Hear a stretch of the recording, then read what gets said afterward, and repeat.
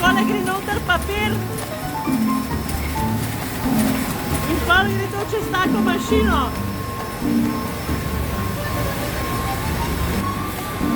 Evo, in tle knjiga ven leti. Vrhunsko. A si predstavljate, kako so to včasih stiskali, recimo Trubar?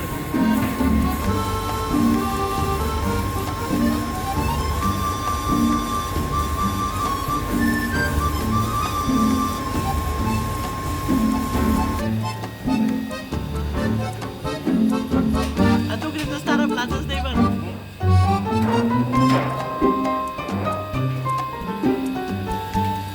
Evo, še zadnja stran. Še dobro, da sem jo ujela.